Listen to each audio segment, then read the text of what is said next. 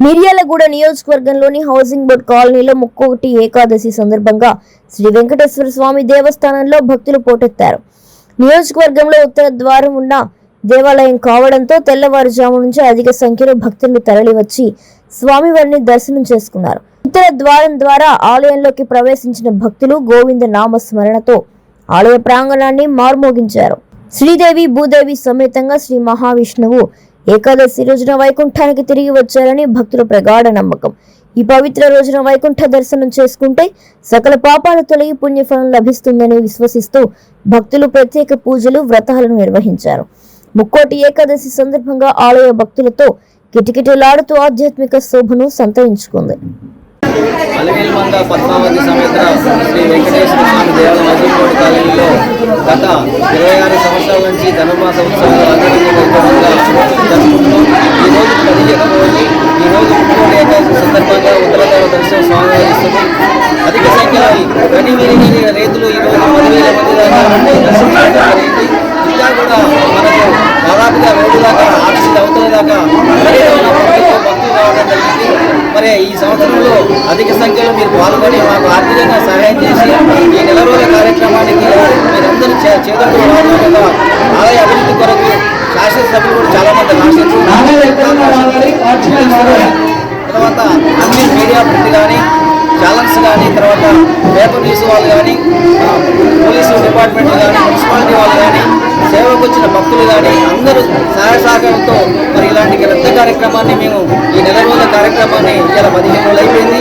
14వ తారీఖు నాడు మనకు స్వామివారి కళ్యాణ మహోత్సవం అంగరంగ వైభవంగా జరుపుకునే ఏర్పాట్లు చేస్తున్నాం. తర్వాత రథోత్సవం 15వ తారీఖు నాడు ఉంది. ఈ అన్నిటి విషయంలో మీరందరూ భక్తులందరూ సహాయ సహకారంతో చాలా గొప్పగా కనీవిరిగా రైతులు అభివృద్ధి చేయడం జరిగింది. దాదాపుగా 20 లక్షలతోటి గడ్డేటు బండ్లు మనం వేయడం జరిగింది. నిన్ననే వాటరు చాలా ముఖ్యమైనది ఏంటంటే ఫుడ్ వాటర్ చాలా ముఖ్యమైనది. దాని కొరకు దాతతో సహాయకాలతో ఇలా మనం వాటర్ ప్లాంట్ ఏర్పాటు చేసుకున్నాం. భవిష్యత్తులో ఇలాంటి అభివృద్ధికి మీరందరూ చేరువలు ఆదాడి వస్తే ఆలయ అభివృద్ధికి మీరందరూ సహకరించాలని మీ అందరి తరఫున మీడియా తరఫున నేను తెలియజేస్తున్నాను. జై శ్రీమన్నారాయణ.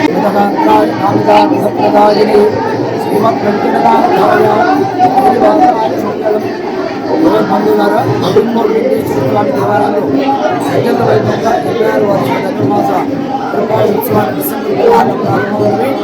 జనవరి 15వ తారీఖు దాకా ఇవాళకి డిసెంబర్ 30వ తారీఖు నాటికి మొత్తమైనటువంటి 15 రోజులు కార్యక్రమం పూర్తయింది. ఈరోజు ముక్కోటి ఏకాదశి.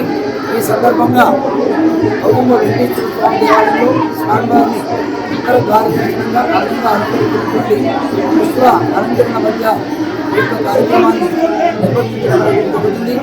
జనవరి 14వ తారీఖున గోదారనాథ కళ్యాణ మహోత్సవ కార్యక్రమం సాయంత్రం 5 గంటలకు ప్రారంభమవుతుంది. జనవరి 15వ తారీఖు చేరుకున్నటువంటి రథోత్సవం కార్యక్రమం జరుగుతుంది. ఈ ఉత్సవాలకు సహకరించినటువంటి మిర్యాలగూడ పట్టణ భక్తులందరికీ అదేవిధంగా పేరున అనేక మంగళ శాస్త్రాలు చేస్తున్నాం. ఉత్సవాలను మరింత విజయవంతం చేసి అందరూ సహకరించబడిగా తెలియజేస్తున్నాం. జై శ్రీమన్నారాయణ.